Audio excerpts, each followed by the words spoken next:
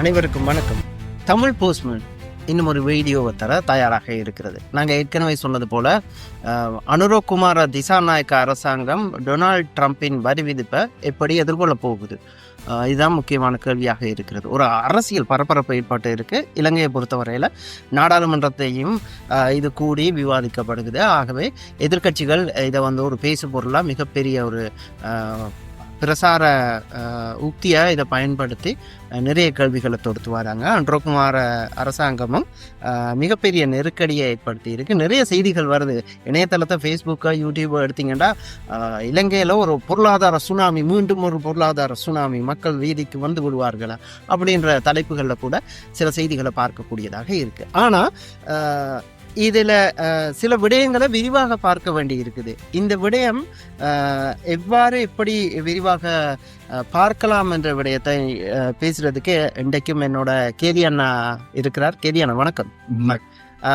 முதல் 2 எபிசோடு ஏற்கனவே வெற்றிகரமாக, 3வது எபிசோடும் இப்போ பதிவேற்றி இருக்கிறோம்.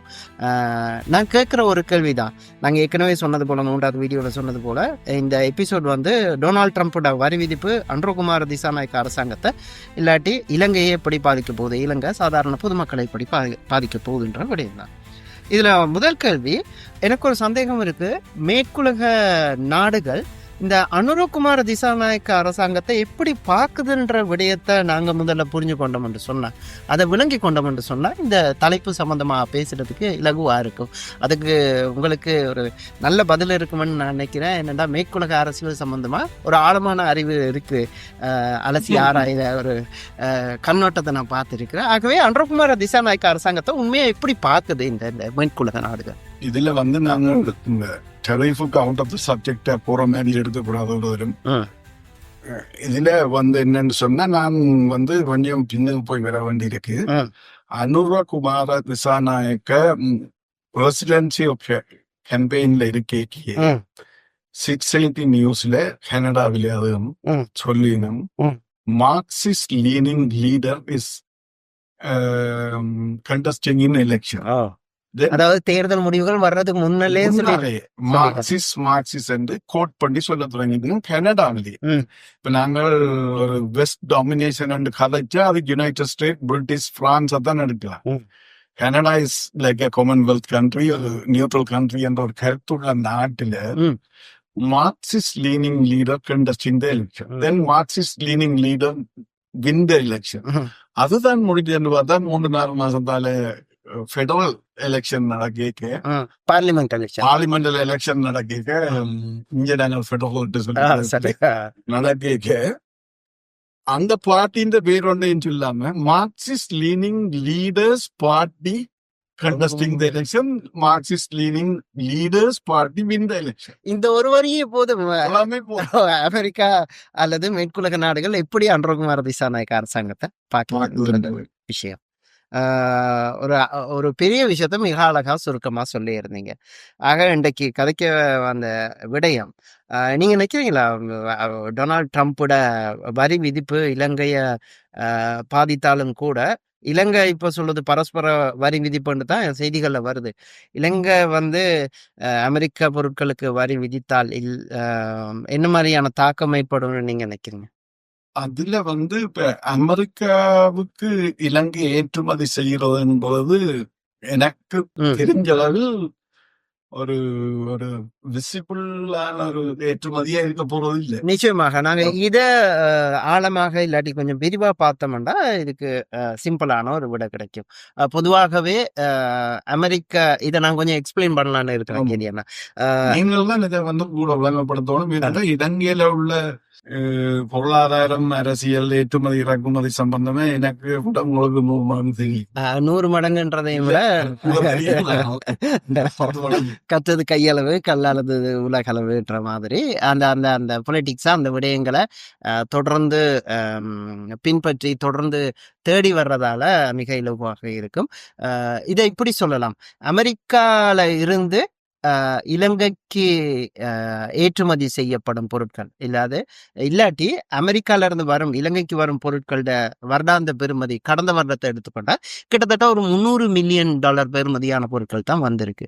அது மருந்து, மற்றது மருந்து மிக முக்கியமான விடயம், சில உதிரி பாகங்கள் வரும், இந்த மாதிரியான விடயங்கள் தான் வருது. ஆனால் இலங்கையிலிருந்து அமெரிக்காவுக்கு ஏற்றுமதி செய்யப்படும் பொருட்கள் கிட்டத்தட்ட கடந்த வருட ஒப்பீட்டோட பார்க்கும்போது $3 பில்லியன் பெறுமதியான பொருட்கள் இலங்கையிலிருந்து அமெரிக்காவுக்கு ஏற்றுமதி செய்யப்படுது.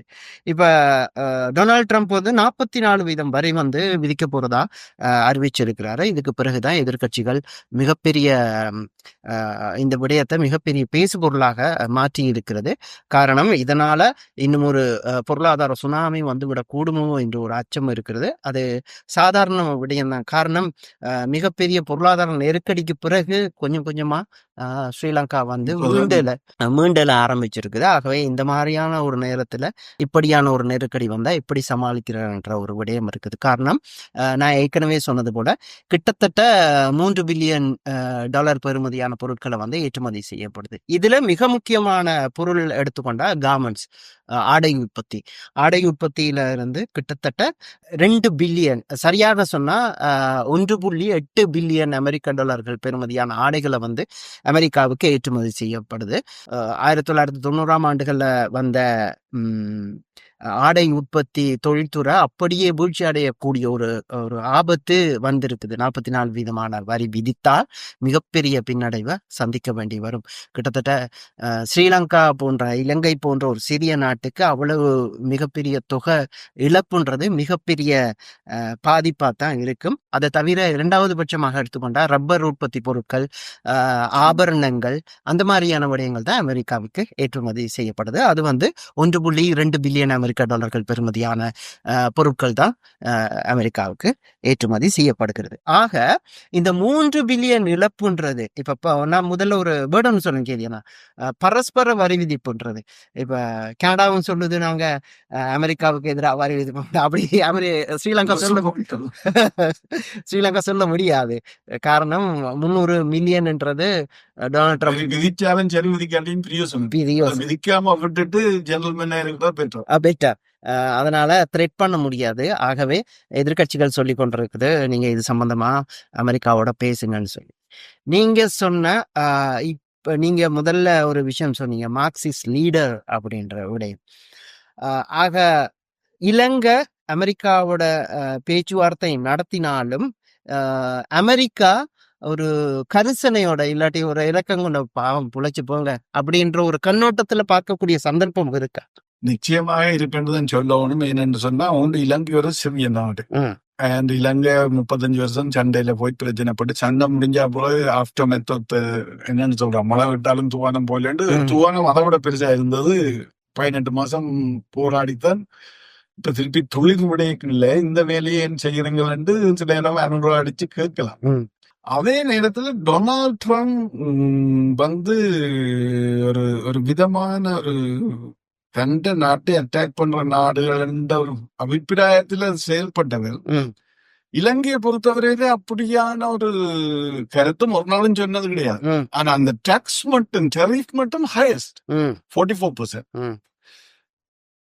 அதனாலதான் இந்த டவுட், இந்த மார்க்சிஸ்ட் லீனிங் லீடரை மெல்லமா கஷ்டப்படுத்தி இனி வாழ்க்கையில எலெக்ஷன் வர பண்ணி உலகத்துல இந்த மார்க்சிசம் என்ற எண்ணம் வரவிடக்கூடாது ஒரு நோக்கத்துல செய்த மாதிரி இருக்கே தவிர, டொனால்ட் ட்ரம்புக்கு 44% அடிக்க வேண்டிய அவசியம். 37% சைனாக்கு.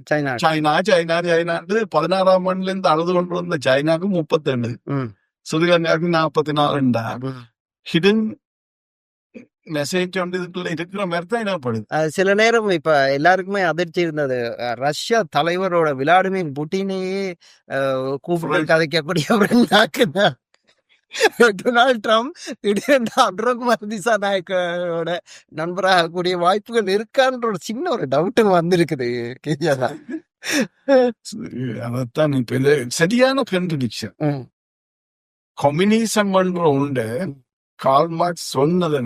அது 1880 1920 ரஷ்யாவில கம்யூனிசம் இம்ப்ளிமெண்ட் பண்ணப்பட்டு பிராக்டிகலி செய்து காட்டின நாட்டோட நாங்கள் ஃப்ரெண்ட் ஆகி ஓவர் போன்ல எல்லாத்தையும் செட்டில் பண்ணலாம்னு திங்க் பண்ணிக்கொண்டு மார்க்சிசம் இலங்கையில வரைக்கும் அனுப்புற புறந்து தவண்டு ஒன்றிருந்த அனுரக்கு அவருக்கு மார்க்சிசமா இல்லையா அவரே கூட போயிருக்கிறார். அவரே அலம்பி போயிருக்காரு. இவே என்னத்துக்கு மார்க்சிஸ்ட் லீடர் ஒரு காரணம் என்ன தெரியும். அதுதான் நான் முதல்ல சொல்ல 22% அடிச்சிருந்தாலோ 20% அடிச்சிருந்தாலோ இந்தியா முன்னையா அடிச்சிருந்தாலும் ஓகே பக்கத்துல அனுசயத்தை அடிச்சு விட்டேன்னு சொல்ல பேக்கெட்ல போட்டு கட்டியாரு. இது ஒரு யூனிக்கா இல்ல அடிச்சிருக்கு 44 ஒரு டவுட்டா தானே இருக்கு. Still doubt. அதுதான் முதல்ல அந்த மார்க்சிஸ்ட் லீடர் என்று சொல்லும் போதே இந்த விஷயத்த பகிர்ந்து கொள்ளணும்ன்றேன். அவங்களுக்கு உண்மையா மார்க்சிஸ்ட் கொள்கைகள் இப்ப ஜேவிபி என்றதான் நாங்க ஜேவிபி என்றது மிக பிரசித்தமான மார்க்சிஸ்ட்ன்றதான். ஆனா ஜேவிபியால அரசியல்ல கோல் வச்ச முடியாம போனது, அதிகாரத்தை கைப்பற்ற முடியாம போனது. அவர்களது கொள்கைகளை மென்மைப்படுத்தி கொண்டாங்க, மிதப்படுத்தி கொண்டாங்க, மறுசீரமைத்தாங்க. அதுக்கு பிறகு என்பிபி என்ற தேசிய மக்கள் சக்தி என்ற பெயருக்கு பிளாட்ஃபார்முக்கு வந்ததுக்கு பிறகுதான் மக்கள் மத்தியில போகக்கூடியதாக இருந்தது. அதன் பின்னர் தான் ஆட்சிக்கு வந்து ஆட்சியை பிடித்திருக்கிறார். அவங்களே சங்கல பார்ட்டி கொண்டாரு. ஆனா ஏன் இந்த மேற்குலகம் இன்னுமே மார்க்சிஸ்ட் லீடர் சொல்லுங்க தெரியுமா? இந்த படங்கள்ல சொல்லுவாங்க வலிக்கிட்டு சில நேரம் அவர்களுக்கு ஒரு சந்தேகம் இருந்திருக்க கூட, இவங்க சைனா பக்கம் கிட்டத்தட்ட போயிடுவாங்களோ என்ற ஒரு சந்தேகம் இருந்தது. காரணம் அவங்களோட தேர்தல் பிரசாரங்களை எடுத்துக்கொண்டா மிகப்பெரிய அளவோட செலவுகள் செய்திருந்தாங்க. இதுக்கு எங்காலடா காசு அப்படின்றது கேட்கும்போது சைனா தான் ஃபண்ட் பண்ணது போல அப்படின்ற ஒரு ஊகங்கள் இருந்தது. அதை யாருமே உறுதிப்படுத்த முடியாது. ஆனா அப்படியான ஒரு சம்பவம், இந்த ஊகம் கொஞ்சம் பாயிண்ட் அவுட் பண்ணலாம் போல ஏனண்டா இந்திய தலைவரை போய் இறங்கி நிற்கிறேன் நீ அங்க போவாதுன்னு சொல்றேன். அந்த படியத்துக்கு தான் வர இருந்தேன் தம்பி, அங்கால போயிடாத. அடுத்தது அவர் மோடி இன்னொரு விஷயத்தையும் சொல்லி இருந்தார். அன்ரோகுமார திசாநாயக்க பதவியேற்று முதல்ல வந்தது இந்தியாவுக்குத்தான், அதுல நாங்க பெருமை கொள்கிறோம் அப்படின்ற ஒரு விடயத்தை சொல்லி கவனமா இருக்கணும். குழந்தை போயிட விடாம தோட்டலுக்குள்ளேயே அவரு விழுந்துடக்கூடாது. ஆனா என்னதான் குழந்தையா இருந்தாலும் அந்த பூகோள அரசியல் எடுத்துக்கொண்டா எல்லாருக்குமே தெரியும், இலங்கைன்றது ஒரு ஒரு மிக ஒரு முக்கியமான இடத்துல அமைந்த அதோட அமைவிடம் தான் ஒரு பிரச்சனையாக இருக்கு. கேந்திர ஸ்தானம் அது அமெரிக்காவுக்கும் தேவை, இந்தியாவுக்கும் தேவை, சீனாவுக்கும் தேவைன்னாலதான் இந்த இழுபறி நிலைமை இருக்குது. ஆக மோடி இப்ப போயிருக்கிறதும் சரி, போன கடந்த வார விஜயமும் சரி, அதுக்கு பின்னால் வந்த அறிவிப்புகள், குறிப்பாக பாதுகாப்பு சம்பந்தமான ஒரு ஒப்பந்தம் செய்து கொள்ளப்பட்டிருக்கு இந்தியாவோட, அது விமர்சனத்துக்குள்ளாகி இருக்குது. அதே போல அதன் தொடர்ச்சியா தான் இவரும் டொனால்ட் ட்ரம்ப்பும் இப்படி ஒரு விஷயத்த வெளியில விட்டுருக்கிறார். நான் இப்ப டேக்ஸ் அடிக்க போறேன், 44 விதமான டேக்ஸ் அடிக்க போறேன்ற அறிவிப்பு வந்தோடனே மிகப்பெரிய குழப்பம் வந்துடுது. எல்லாருமே இப்ப கால்குலேஷன்ல இருக்கிறாங்க. பொதுவாகவே முன்னாள் ஜனாதிபதி ரணில் விக்ரமசிங்க அவர் வேறொரு கணக்கு போட்டிருப்பாரு.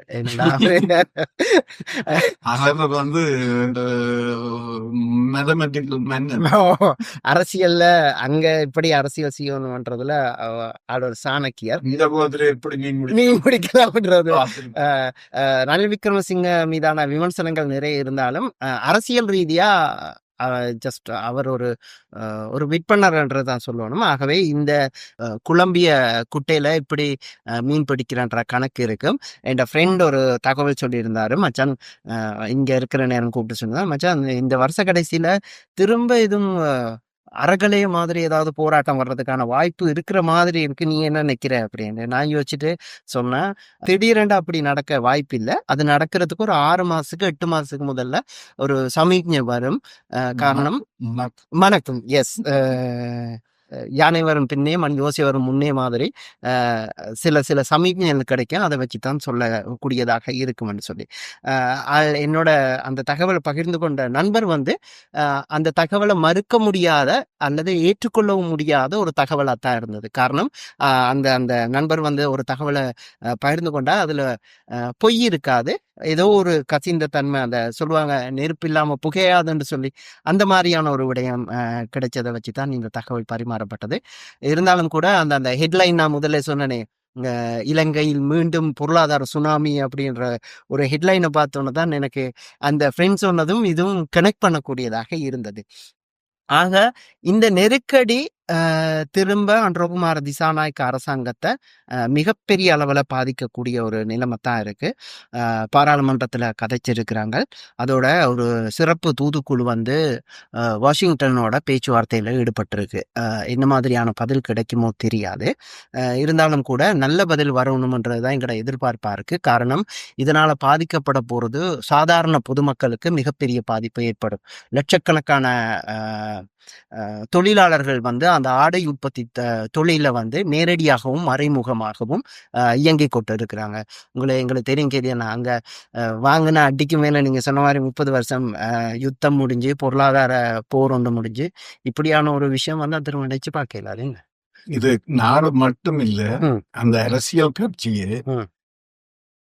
60 சொச்சத்துல இருந்து அடி வேண்டி செத்து அழிஞ்சு 2ஆம் தரம் வந்து திருப்பி அடி வேண்டி செத்து அழிஞ்சு பிரேமதாஸ் அவர் முடிவு கட்டி கடைசியா எல்லாம் வேண்டாம் நாங்கள் ஒரு மக்கள் கட்சியை மாறவும் மாறி வந்து இப்ப இவ்வளவு காலம் நடந்த விஷயத்தை பார்த்தா இலங்கை ஆட்சியிலேயே 44 48ஆம் ஆண்டுல இருந்து அந்த இந்த 8 மாசம் 7 மாசத்துக்குள்ள நடந்த அந்த நிகழ்ச்சிகளும் இவ்வளவுக்கும் அனுபவ வலு கவனமா மூவ் பண்ணுவான். கொஞ்சம் கடுமையா குற்றவாளிக்கு ஆக்ஷன் எடுத்தாலே அங்க பிரச்சனை. அரசியல்வாதிகளை பழிவாங்க அது இதுன்னு சொல்லிடுவாங்க. வெஸ்டுக்கு பயப்படணும், இந்தியாவுக்கு பயப்படணும், பயப்படணும், சீனாட்ட போயில இவ்வளவுக்குள்ளயும் இந்த 8 மாசம் ஒரு அரசியல இதுவரைக்கும் வடிவா நடத்தி இருக்கிறாருண்டா, எப்படிப்பட்ட ஒரு நெருப்பு இதுக்கு மேல ஒரு எரிமலைக்கு மேல ஏறி இருந்தில்ல வேலை செய்யற ஒரு நிலப்பாடு கட்டாயம். இந்த நேரத்துல மேல இருந்த ஒரு அணுகுண்ட போட்டு மாதிரி டொனால்ட் ட்ரம்ப் வந்து உண்மையிலேயே நாங்க போனாங்க. டொனால்ட் ட்ரம்ப் உண்மையாவே இலங்கை மீது இல்ல, அன்றகுமார இந்த அரசியல் மீது ஒரு அணுகுண்டை தான் வீசி இருக்கிறார். காரணம், எரிமலை எரிக்குது இல்ல, நான் குண்ட மேல போட்டிருக்கேன். காரணம், நரேந்திர மோடி, இந்திய பிரதமர் நரேந்திர மோடி வந்ததுக்கு பிறகே அன்றகுமார திசாநாயக்க அந்த அரசியல் கொள்கைகள் சம்பந்தமா எக்கச்சக்கமான விமர்சனம். ரோட்ல போற ஒரு பொதுமகன் ஒரு பைக்காரர்கிட்ட கேட்டு நிப்பாட்டி கேட்டிருந்தாங்க ஒரு ஊடகத்துல, ஒரு வைஸ் கட் பார்க்கக்கூடியதாக இருந்தது. கிள்ளி கிள்ளி என்று இருக்கிறார். ஏனென்றா அன்றகுமார திசாநாயக்க இதுக்கு முன்னால அவங்க அரசியல் செய்யும் போது எத்தனையோ திட்டங்களை இந்தியா கொண்டு வந்தது. அப்ப ரோட்டுக்கு வந்து போராடி அத்தனை திட்டங்களையும் எதிர்த்தாங்க. மக்களை அந்த எதிர்த்ததுல தொழிற்சங்க போராட்டம் நடத்தும் போது அந்த தொழில்துறைக்கு எவ்வளவு பாதிப்பு வந்திருக்கும், அரசியல் ரீதியா எவ்வளவு பாதிப்பு வந்திருக்கும், பொதுமக்களை எவ்வளவு பிள்ளையா வழி நடத்தி இருக்கிறாங்க. இப்படி இருக்கும்போதுதான் இப்ப வெட்கமே இல்லாம நரேந்திர மோடி வந்தோன்னா இந்த ஒப்பந்தங்களை கையெழுத்து இருக்கிறாரு. இவரோட அரசியல் கொள்கை என்னன்றது இப்ப குறியா இருக்குது. அன்றகுமார திசாநாயக்க ஒரே ஒரு கேள்விக்கு பதில் சொல்லணும். முதல்ல நீங்க போய் செய்தீங்களா, இப்ப நீங்க போய் செய்றீங்களா? முதல்ல, அதாவது நீங்க அதிகாரத்துக்கு வர முதல்ல சொன்னது பொய்யா, இப்ப செய்யறது சொல்றது பொய்யா? இதுக்குரிய பதில நான் சும்மா ட்ரை பண்றேன். சொல்லுங்க. பட் நீங்க கேட்டது மக்கள்கிட்ட அவைகளுக்கு எழுதும். அரசியல்ல நிரந்தர பகையும் இல்ல, நிரந்தர ஒரு பாயிண்ட் அதான் நான் இப்ப சொல்ல வரேன். நிரந்தர நண்பனும் இல்ல, நிரந்தர இல்ல, பயனும் இல்லை. அனுரோகண்ட், அதாவது இந்தியா அண்டைக்கு பாவிச்ச கொள்கை வரும், இண்டை பாவிச்ச கொள்கை வரும் சிம்பிளான்னு சொல்லி முடிக்கலாம். அல்லது நான் வந்து பள்ளிக்கூடத்துல படிச்சோன்னு, நான் யூனிவர்சிட்டியில படிச்சோன்னு, நான் மாஸ்டர்ஸ் செய்தேன், நான் PhD செய்தேன், ஆனா நான் வேலை செய்யவில்லை. இப்பதான் முதல் வேலை செய்யறேன். வேலையில வந்து கதிரையில இருந்த அப்புறம்தான் நான் யோசிச்சேன், வாயை பொத்தி கொண்டு வேலை செய்ய வேணும். இந்த கதிரையில இருந்து கொண்டு யாரை எதிர்க்கிறது யாரை எதிர்க்க கூடாதுன்றத 1000 தரம் திங்க் பண்ணுவோம். நான் பள்ளிக்கூடத்துல இருக்க மாணவன், கொடி பிடிக்கத்தான் எனக்கு தெரியும். கொடி பிடிச்ச மக்களுக்கு சேவை செய்யறோம்ன்ற கருத்துலதான் நான் செய்தேன். ஆனா கதிரைக்கு வந்த அப்பதான் தெரியுது எவ்வளவு கஷ்டம். I will try to நான் அதாவது மற்ற பிரசிடென்ட்ஸ் மேல விட வடிவா நடத்துறதுக்கான முயற்சியை நீங்க எடுப்பேன்னு சொல்லு. சில நேரம் சொல்றாரு தெரியாது. அது ஜேவிபி காலத்துல மார்க்சிஸ்ட் தலைவராக நாங்க இந்திய கொள்கைகளை எதிர்த்தோம். அந்த பதில அவர் சொன்னாருண்டா இஜஸ் 680 சொன்னதும் உண்மையாங்க. நிச்சயமாக ரைட்டோ. மார்க்சிஸ்ட் தலைவர் சேர்த்துட்டார். எப்போ பிரேமதாசாவோட அவர் சேர்த்துட்டார். அதுக்கு பிறகுதான் நாங்க கொள்கையே மாற்றினாங்க. இல்ல இப்ப தேசிய மக்கள் சக்தியாக அவங்க தாராளமயமாக்கலுக்குள்ள வந்திருக்கிறாங்க. அரசியல்ட புதிய ஒரு பாதைய, அதாவது திறந்த பொருளாதார கொள்கைகளை ஏற்றுக்கொள்றாங்க. அதாவது கொள்கை ரீதியா ஏற்றுக்கொள்ள இல்லாட்டியும் கூட அதோட இணங்கி போகக்கூடிய விதத்துல அரசியல் செய்யறாங்க. ஆகவே அதைத்தான் நான் சொன்னேன். சில நேரம் ஒரு மடிஃபை ஆகின, அவங்க அப்டேட் ஆகின ஒரு வேர்ஷனா இருக்கிறாங்களான்ற ஒரு சந்தேகம் இருக்கிறது. அதனால தான் நான் சொன்னேன், இவங்க சில நேரம் இந்தியா மாறையில நாங்க கொஞ்சம் அப்டேட் பண்ணி கொண்டிருக்கோம். என்பிபியோட கொள்கைகளை தான் இது என்பிபி அரசாங்கம், ஆகவே என்பிபி கொள்கைகளை நாங்க நடைமுறைப்படுத்துறோம் என்று சொல்லக்கூடிய வாய்ப்புகளும் இருக்குது. மற்றது இந்த முறைதான் அனுராதான் முதல் வெளிநாட்டுல உள்ள டாஸ்பரா Sinhalese in the communication order. The campaign was like our விதமான campaign வெளியில இருந்து தான் நடந்துருக்கு. நிச்சயமாக கோட்டாபய ராஜபக்சேக்கும் அப்படித்தான் நடந்தது. வெளியில இருந்து நடந்தோன்னு கேட்க அவர்கள் இவருக்கு கன பாடங்கள் சொல்லி கொடுத்திருக்கணும். நீ முந்தி மாரி எல்லாம் கொடிய பிடிக்கிற அதெல்லாம் பிள்ளை அது வளர்ந்து வர்றதுக்காக ஒவ்வொரு நீங்க இப்ப ஒரு மீடியாவில வர்றதுக்காக ஒரு சின்ன சின்ன விளையாட்டுகள் ஜோக்குகள் செய்யறது. நாங்க சில மீடியாக்கள் நாங்க யாரையும் குறை சொல்லல. சில பேர் திட்டுவாங்க, என்னடா தம்ப்நெயில்ல போட்டிருக்க டைட்டில் உள்ள இல்லையே, ஹெட்லைன்ல உள்ளது நியூஸ்ல இல்லையே. எனக்கும் தெரியும். அதாவது இந்த ஜேவிபி ஸ்ட்ரைக் 30% 40% நடந்த ஸ்ட்ரைக்கில எக்கனாமி விழுந்த அளவுக்கு அங்க ராஜபக்ச ஒன்றும் அள்ளி கொண்டு போயில்லைன்ற ஒரு கருத்தும் நிச்சயமாக நான் அந்த கருத்து இது ராஜபக்சக்கள் திருடுனதா சொல்ற குற்றச்சாட்டும், அவங்க ஊழல் மோசடிகள் செய்த குற்றச்சாட்டுகளும் சட்ட ரீதியாக நிரூபிக்கப்பட இல்லாட்டியும் ஏதோ ஒரு களவு நடந்திருக்குன்றது வெளிப்படையா பார்த்தா தெரியுது. அதை சட்ட ரீதியா ப்ரூவ் பண்ண இல்லாம இருக்கு. அது ஒரு புறம் இருக்கு. அதையும் விட மிகப்பெரிய பாதிப்பை ஜேவிபி உறுப்பினர்கள் ரோட்டுக்கு அவங்களோட போராட்டம் நியாயமானதாக இருக்கட்டும், ஆனால் அதனால பாதிப்புகளும் நிறைய வந்ததுன்றதுதான் நாங்க இப்ப சொல்ல வரோம். Economy depressed. பட் இதுல நீங்க சொன்ன ஒரு விஷயத்தை நான் ஏற்றுக்கொள்றோம். ஜேவிபி பிரச்சனைகளால அவங்களோட டிப்ரெஷனும் வந்தது. இப்ப இருக்கிறது என்பிபி தேசிய மக்கள். So we don't want to put the blame on NPP. Okay, it's a newborn. Like a father made a mistake. சன்னுக்கு போய் கிராண்ட் சன்னுக்கும் போக விடாம let's see. next 5 years Sun என்ன செய்யறாருன்னு பாப்போம். தமிழ் மக்களும் என்பிபி அரசாங்கம் மீது மிகப்பெரிய நம்பிக்கை வச்சிருக்காங்க, எதிர்பார்ப்பு வச்சிருக்காங்க. அது நம்பிக்கையா எதிர்பார்ப்பான்றது சொல்ல தெரியல. எல்லாருக்கும் ஒரு நம்பிக்கை இருக்கு. ஜேவிபி 35 வருஷம் செய்துட்டு எனக்கு முமக்க மாட்டேன். இந்த உலகத்துல உள்ள எல்லாருக்கும் தெரியும். அப்ப அதுக்கு பிறகு நம்பிக்கை வச்சிருக்கணும்டா. ஜேவிபியில இருந்து ஒரு பாட்டி தன்னைத்தானே கலகிக்கொண்டு தன்னைத்தானே மாற்றிக்கொண்டு வந்திருக்குதுன்ற ஒரு நம்பிக்கை எனக்கு இதை செய்து காட்டாமல் என்ன நம்பணும், மாற்றத்தை செய்து காட்டி இருக்கிறேன். அதனாலதான் இன்றைக்கு ஒப்போசிஷன் தமிழ் பார்ட்டி என்ற இலங்கையில ஆல்வேஸ் ஒப்போசிஷன் எதிர்கட்சியா தான் இருந்திருக்காங்க. எதிர்கட்சியா இருக்கிறது ஒண்ணுல எதிர்கட்சியா இல்லாட்டியும் எதிர்ப்புதான் அரசாங்கத்து. அப்படியான பார்ட்டி இப்போ மக்கள் பார்ட்டி இல்ல, மக்கள் போய் அனுரவை வரவேற்று செய்யணும்டா அவைக்கு ஒரு சந்தேகம் பெறாது. 500 நாளைக்கு ஜேவிபி ஜம்ப் பண்ணி வந்தவங்களை எல்லாம் அழைச்சிட்டு போகலாம். நம்பிக்கை வந்திருக்குதுன்னு சொன்னா இது பிரிட்டிஷ் கொலனிசத்தை திருப்பி வந்துருமோன்னு காய்க்கிற மாதிரியான ஒரு கருத்துன்னு தான் நான் கொலனிசம் வரையிலாது. ஆனா வேற மறுப்ப கேட்க தொடங்கிட்டேன் ம். வேற போகுது இந்த ட்ரம்ப் இந்த விஷயத்துல. ம். நிச்சயமாக. சில சில விடயங்கள்ல இருந்து தப்பிக்கொள்றதுக்கும் அனுரகுமார திசாநாயக்க இந்த டொனால்ட் ட்ரம்ப் போட்ட அணுகுண்டை பயன்படுத்தக்கூடுமா என்ற சந்தேகமும் இருக்கிறது. காரணம் பொருளாதார சிக்கல் நெருக்கடி வந்ததுக்கு பிறகு நாங்க வந்து எல்லாத்தையும் இதுல போட்டுட்டு நாங்க உற்பத்தி செய்வோம், நாங்க நாட்டுக்காக எழுந்து நிற்போம், மிச்ச பிரச்சனையெல்லாம் ரெண்டாவது வைப்போம், மிச்சம் வேணாம் பிறகு பார்க்கலாம் அப்படின்ற வீர வசனங்களை பேசி திரும்பவும் ஒரு அரசியல் தானே. அரசியல் என்பதும் அரச இயந்திரத்தை இயக்கிறோம்ன்றது ரெண்டு விஷயம். இவங்க அரசியல் இவ்வளவு நாள் செய்தாங்க, ஆனால் இவங்களுக்கு இப்ப அரச இயந்திரத்தை இயக்கிறதுக்கான வாய்ப்பு கிடைச்சிருக்கு.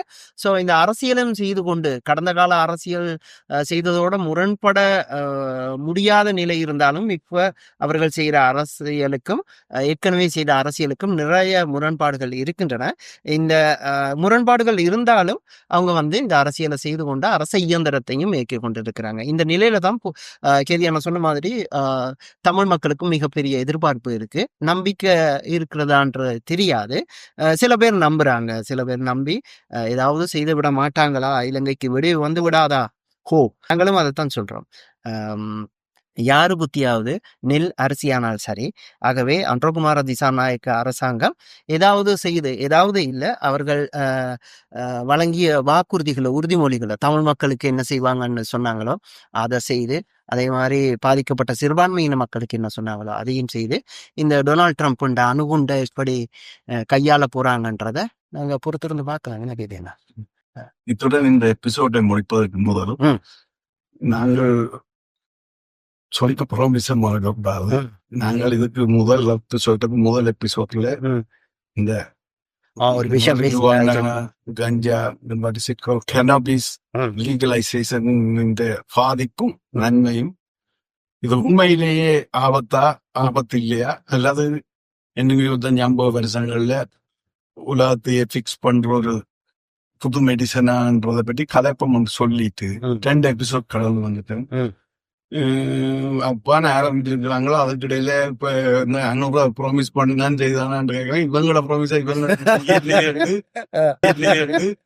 கதைக்க முதல் காலத்தின் நிலைமை அறிந்து நாங்கள் இப்ப தற்சமயம் மக்களின் மண்டேக்கு என்ன நடந்தோன்றது, நாளை காங்கிரஸ் என்ன செய்ய போகுது, செனட் என்ன செய்ய போகுது, டொனால்ட் ட்ரம்ப் வீட்டோ பண்ண போறேன் கதைக்குவானன்ற ஒரு விஷயம் இருக்கேன். நாங்கள் அந்த விஷயத்தை கொண்டு கதைச்சு அதை வடிவா விளங்காது மக்கள்.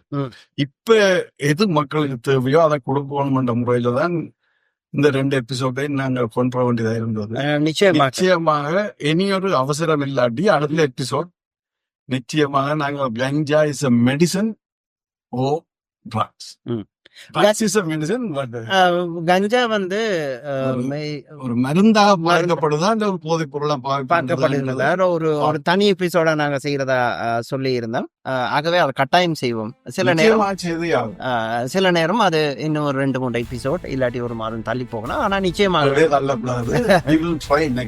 நிச்சயமாக அதை செய்வோம். ஆகவே இந்த நாங்க ஏற்கனவே அனுரகுமார திசாநாயக்க எப்படி இந்த டொனால்ட் ட்ரம்பின் வரி விதிப்பை எதிர்கொள்ள போறார் சம்பந்தமாக கதைப்பதற்காகத்தான் இந்த வீடியோவை நாங்கள் பதிவு செய்திருந்தோம். உங்களுக்கு மேலதிக தகவல் இது சம்பந்தமாக பேசியிருக்கலாமே அப்படின்ற தகவல்கள் இருந்தால், அல்லது இந்த வரி விதிப்பு சம்பந்தமாக ஏதாவது சந்தேகங்கள் இருந்தால் கமெண்ட்ல வந்து சொல்லுங்க. அதுக்கு நானும் நாங்கள் ரெடியாக இருக்கிறோம் பதில் சொல்றதுக்கு. நாங்கள் இதே மாதிரி இன்னொரு வீடியோவில் அடுத்த கிழமை புது அப்டேட்ஸோட சந்திக்க ரெடியாக இருக்கிறோம். நிச்சயமாக. நன்றி வணக்கம்.